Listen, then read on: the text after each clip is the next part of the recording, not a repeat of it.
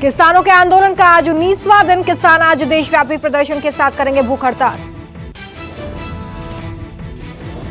हर जिले में करेंगे किसान प्रदर्शन। किसान नेता नए कृषि कानून के खिलाफ 8 बजे से 5 बजे तक भूख हड़ताल करेंगे।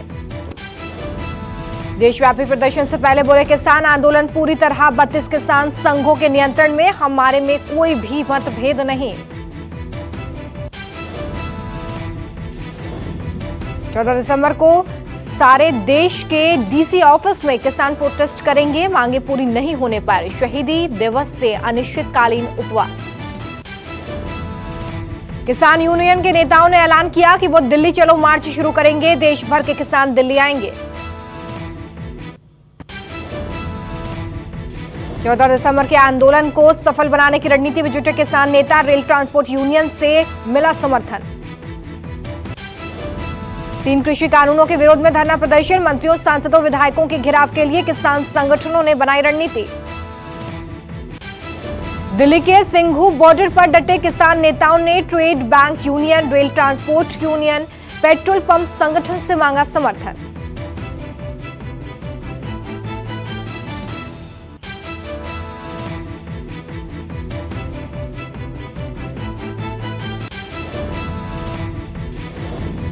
पंजाब से बड़ी संख्या में किसान ट्रैक्टर, ट्रॉली, बस, स्कूटर, मोटरसाइकिल और कारों पर सवार होकर दिल्ली के लिए निकल पड़े।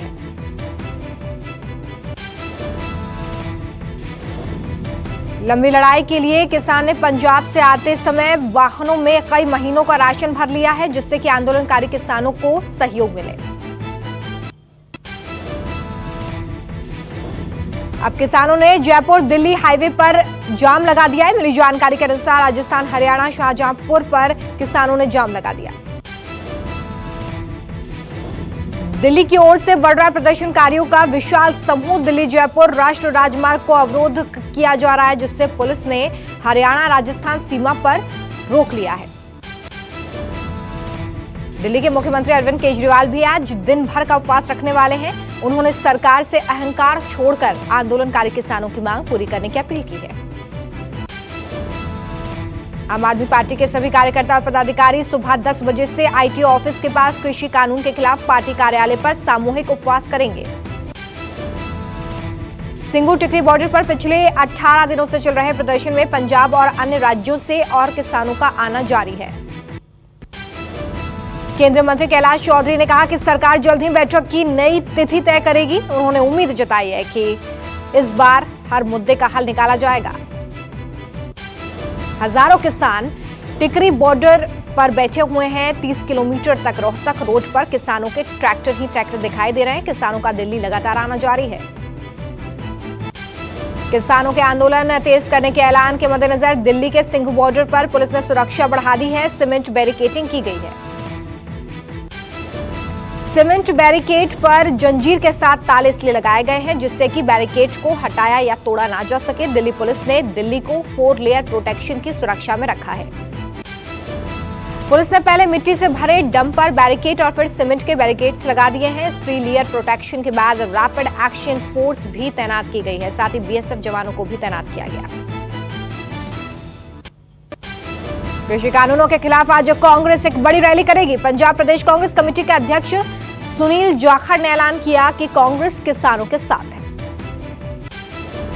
कांग्रेस पार्टी सिंघू बॉर्डर पर किसानों के संघर्ष के समर्थन में बड़ी रैली करने वाली है। पार्टी की ओर से किसान संगठनों के जिला स्तर पर किए जाने वाले प्रदर्शन में भी सहयोग किया जाएगा। प्रदेश स्तर पर सिंघू बॉर्डर पर एक बड़ी रैली करके केंद्र सरकार तक किसानों की आवाज पहुंचाई जाएगी। यह रैली सुबह 11 बजे से शुरू होगी, 3 बजे तक चलेगी। किसान आंदोलन के समर्थन में समाजवादी पार्टी आज धरना देगी। पार्टी अध्यक्ष अखिलेश यादव ने किसान आंदोलन के समर्थन में सभी कार्यकर्ताओं को शांतिपूर्ण धरना देने के निर्देश दिए। किसानों के समर्थन में राष्ट्र लोकदल यूपी के हर जिले में धरना देगी। राष्ट्र लोकदल के नेता चौधरी चरण की प्रतिमा के नीचे उपवास करेंगे, राष्ट्रपति को ज्ञापन देंगे। विधानसभा की तैयारी के लिए आज उत्तर बंगाल के 3 दिवसीय दौरे पर जाएंगी ममता बनर्जी। सिलीगुड़ी से ममता बनर्जी की सियासी रैली की शुरुआत। ममता बनर्जी सोमवार को सिलीगुड़ी पहुंचेंगी। मंगलवार को वो जलपाईगुड़ी में एक जनसभा को संबोधित करेंगे और इसके बाद बुधवार को वो कूच बिहार में सभा करेंगे। मुख्यमंत्री 3 दिवसीय दौरे पर उत्तर बंगाल के जिलों में अधिकारियों के साथ विकास परियोजनाओं की समीक्षा करेंगे। इससे पहले ममता ने दक्षिण बंगाल के 3 जिलों में 3 सभाएं की थी। जेपी नड्डा के काफिले पर हमले को लेकर गृह मंत्रालय सख्त। पश्चिम बंगाल के डीजी और मुख्य सचिव को फिर किया तलब। ममता ने कहा नहीं भेजूंगी। गृह मंत्रालय ने पश्चिम बंगाल के सचिव आलापन और पुलिस महानिदेशक वीरेंद्र को तलब किया है। दोनों से पश्चिम बंगाल में कानून व्यवस्था की स्थिति पर स्पष्टीकरण मांगा गया।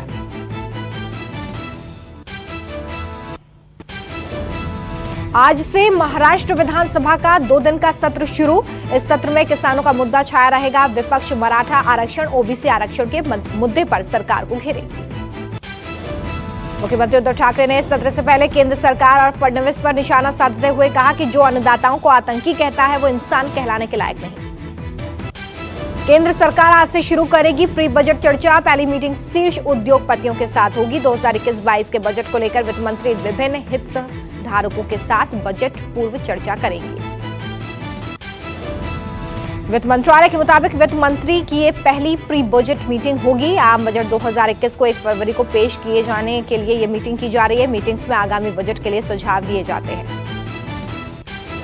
कोरोना के चलते सभी प्री बजट मीटिंग्स वर्चुअली होने वाली हैं। केंद्र सरकार की तरफ से आम लोगों से भी बजट 2021 के लिए सुझाव मांगे गए थे। इसके लिए 7 दिसंबर 2020 तक मौका था।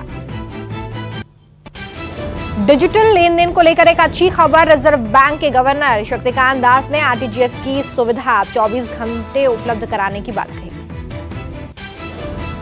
ये सेवा आज आधी रात में 12:30 बजे से ग्राहकों के लिए उपलब्ध है।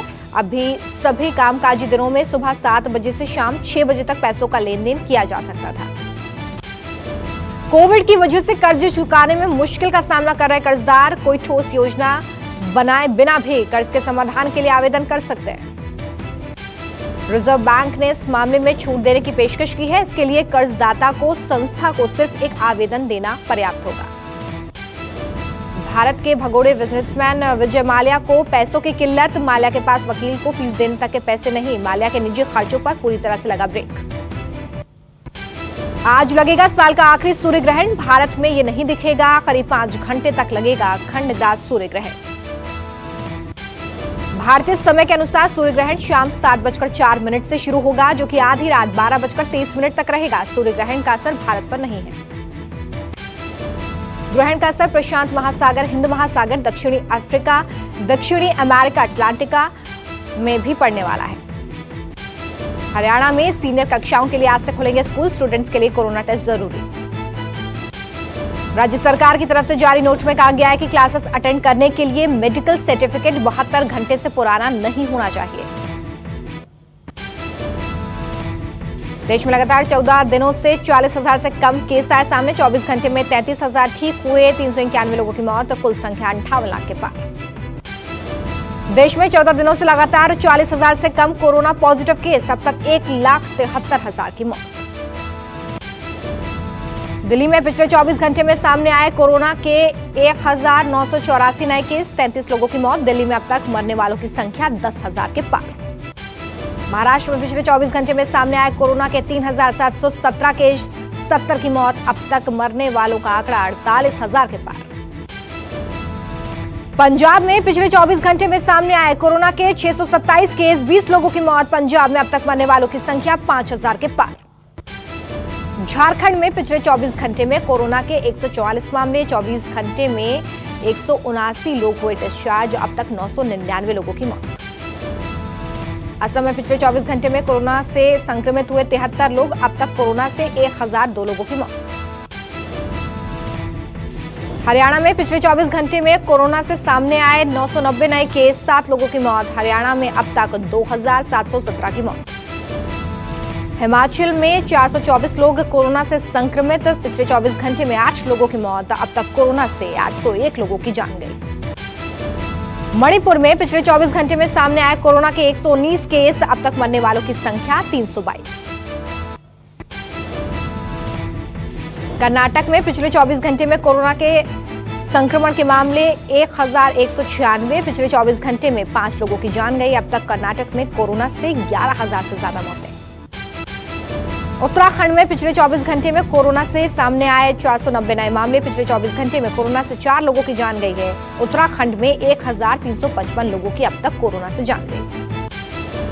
केरल में पिछले 24 घंटे में कोरोना के सामने आए 490 नए केस। पिछले 24 घंटे में कोरोना से 4 लोगों की जान गई। अब तक केरल में 1355 लोगों की मौत।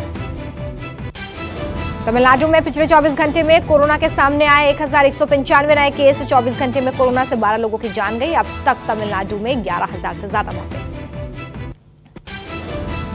तमिलनाडु के धर्मापुरी में भीषण सड़क हादसे में 4 लोगों की मौत, कई लोग घायल। यह हादसा उस वक्त हो गया जब हाईवे से गुजरते समय एक ट्रक बेकाबू होकर कई गाड़ियों को रौंदता चला गया। हादसे में कई कार, मिनी ट्रक, 2 पहिया वाहन क्षतिग्रस्त हो गए हैं। कार में फंसे लोगों को मुश्किल से बाहर निकाला गया। सड़क हादसे की एक तस्वीर हैदराबाद से भी सामने आई है, जिसमें 5 लोगों की जान चली गई है। हादसा उस वक्त हुआ है जब एक तेज रफ्तार कार को जबरदस्त टक्कर लगी। टक्कर इतनी जोरदार थी कि कार के परखच्चे उड़ गए हैं। कार में सवार 4 युवकों की घटनास्थल पर भी मौत हो गई है। एक घायल ने अस्पताल में दम तोड़ा।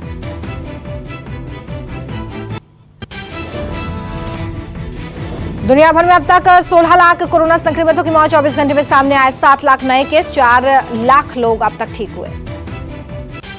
पूरी दुनिया में कोरोना का कहर बरकरार। 2020 के अंत तक कनाडा दे सकता है मॉडर्ना की वैक्सीन को मंजूरी। कनाडा, यूके और बहरीन के बाद अमेरिका में जल्द मिल सकती है फाइजर के कोविड-19 वैक्सीन को मंजूरी। वैक्सीन को लेकर रूस ने किया बड़ा ऐलान। वैक्सीन के ट्रायल के लिए एस्ट्राजेनेका के साथ करार करने की घोषणा। अर्शी खान ने सलमान से वीकेंड पर की बदतमीजी। शो में सलमान हुए आग बबूला। Dirty picture actress Arya Banerjee का नहीं हुआ मर्डर। ऑटोप्सी के बाद आई रिपोर्ट। ऑटोप्सी रिपोर्ट में आर्या के मर्डर करने जैसी कोई बात सामने नहीं आई है। डॉक्टर्स ने कहा कि एक्ट्रेस को आया था कार्डियक अरेस्ट। सिद्धार्थ शुक्ला का चौंकाने वाला वीडियो वायरल। गरीब आदमी की पिटाई और शराब पीकर गाड़ी चलाने का आरोप। हार्ट अटैक के बाद रेमो डिसूजा की हुई एंजियोप्लास्टी। प्रोड्यूसर रमेश तौरानी ने बताया रेमो की सेहत पहले से काफी बेहतर।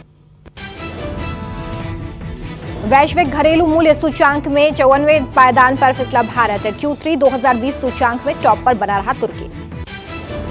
भारत वैश्विक घरेलू मूल्य सूचांक में 7 पायदान की हानि। Q3 2019 में भारत 47वें स्थान पर था। नवंबर में लगातार दूसरे महीने रोजगार में गिरावट। 35 लाख नौकरियां हुई खत्म। रोजगार में 0.9% की गिरावट। स्पाइस जेट करेगी कोविड-19 वैक्सीन की डिलीवरी। ओम लॉजिस्टिक और एयरलाइंस के बीच करार। भारत बांग्लादेश के बीच 1965 में बंद हुई ट्रेन 55 साल बाद फिर से दौड़ेगी। 17 दिसंबर को पीएम करेंगे उद्घाटन। ओप्पो ने लॉन्च किया Reno 5 और Reno 5 Pro स्मार्टफोन। दोनों में 65W सुपरफास्ट चार्जिंग सपोर्ट मौजूद। ओप्पो के इन दोनों स्मार्टफोन्स में 5G तकनीक। वेरिएंट के हिसाब से कीमत अलग अलग। रिलायंस जियो जल्द मार्केट में लेकर आ सकती है सस्ते 4G Android smartphone. Xiaomi, Oppo, Vivo जैसी कंपनियों से होगी टक्कर। फ्लिपकार्ट पर पोको डे सेल शुरू। 6,999 रुपए की शुरुआती कीमत में खरीदें स्मार्टफोन। Xiaomi ला रही है QLED 4K smart TV. Netflix, prime video, Hotstar support के साथ मिलेगा 30 यूनिक फीचर। नमस्कार, मैं हूं मानक गुप्ता। अगर आपको हमारा ये वीडियो पसंद आया हो तो इसे लाइक और शेयर जरूर करें। और हाँ, हमें सब्सक्राइब और फॉलो करना ना भूलें ताकि आप देश और दुनिया की कोई खबर मिस ना करें। तो जुड़े रहिए हमारे साथ और देखते रहिए News 24।